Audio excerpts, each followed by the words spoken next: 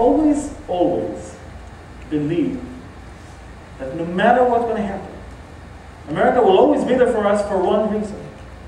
It is because America is founded, was founded, on Judeo-Christian foundation. Amen. Amen.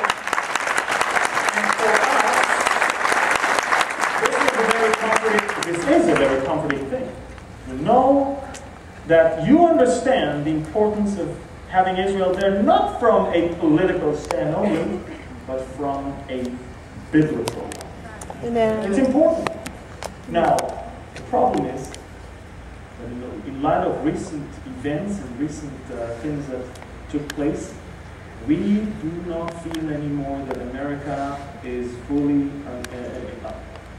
there, believing that Israel is important from a biblical point of view. In fact, let me share with you something that I just happened to watch on TV just a couple of months ago, 2.5 months ago, when your president visited Cairo, and he gave a speech in front of the large Muslim crowd, Muslim leaders in Cairo, in the Muslim or Islamic University. He said a lot of nice things there. Definitely made the Muslims very proud, and you know, I don't think an American president ever made it all the way to Cairo and quote more of the Quran than the Bible. However, one thing that he said, I believe, is the reason for the red flags that we had raised in every Israeli's mind and eyes. It was this particular portion of the speech.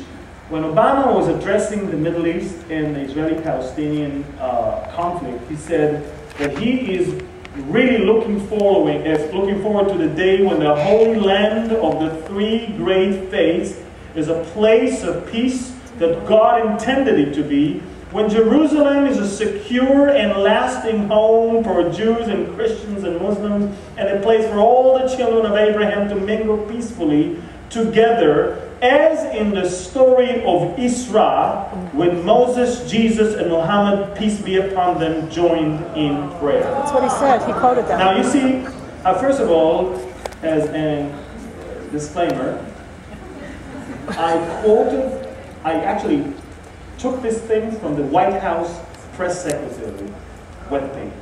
I didn't take it from any website that thinks that that's what Obama said. I heard those things. And the minute that I heard those things spoken, I ran to the website of the White House, and it already had the entire speech there, and I found it, and I just copied and pasted, and these are exactly the words. Now, of course, you see, first of all, what do we see here? Kumbaya? We see here a vision. And by the way, Obama is not the first one. No. And I don't believe he's the only one who holds that opinion. I believe that half of the European leaders are holding exactly the same opinion. I believe that, in fact, most of the leaders in this world, they have the same opinion. But I could care less. Amen. Amen. None of them is really Israel's friend. We care about Israel's friend and what they believe.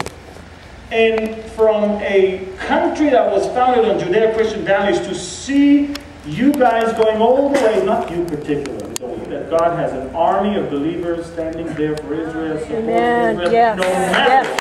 Woo! Yes. I do believe that the official stand of the United States of America, from being solely on the side of Israel, is now changing dramatically. And if Israel was there and the Muslim countries are here and America was always by the side of Israel, any attempt of America to get closer and closer to the Muslim world, by definition, draws America away and away and away, further away from Israel. And we feel that. We see that. We understand that. It's just a matter of time until you guys will totally be, abandoning us. And how do I know that? Because it's very biblical. The Bible is not mentioning America anymore as an ally of Israel in the upcoming Ezekiel 38 and 39 battle, which everybody understands is the next thing in Bible prophecy. That's right. So I don't want you to think, oh, what are we doing? We should. I want you to understand God is in full control. Amen. I want you to understand, but you must understand what we're looking at right here is an attempt to bring Jesus, Muhammad, and Moses to the same level. They're all the same. In fact, he's quoting a story from the Quran called Isra. Isra in the Quran is the night journey of Muhammad on his flying horse. In fact, if you Google Isra, you find it's kind of actually amusing. Because Muhammad went all the way up to heaven, and God told him that he must pray 50 times a day. And he was so bummed, and on his way down he met Moses, and Moses said, don't worry, talk to him again, he will reduce it. So we call it Jewish advice. You know, the story goes on, Muhammad went up back to Allah, and Allah reduced it to 5. And that's what they did. I always say the Muslims owe us. Sometimes I think I wish they prayed 50 times a day, that no time for terrorism. Yeah.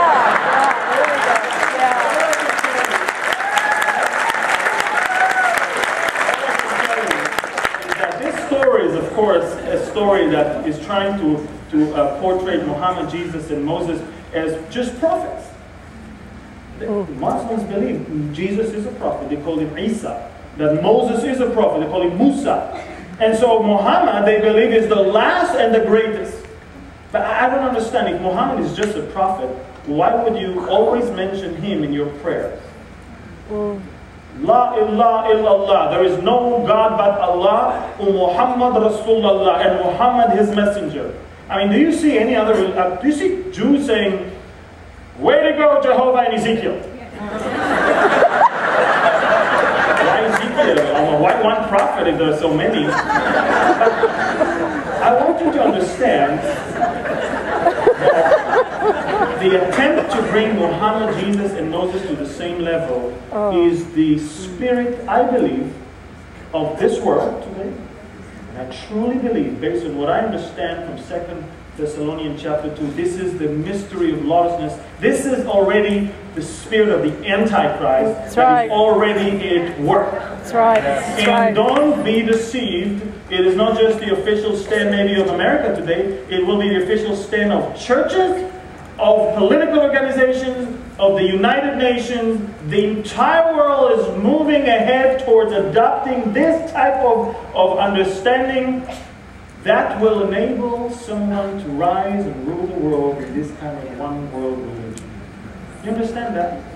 It starts somewhere, and I believe we're watching it just before our very eyes. And so, folks, that is why Israel is concerned.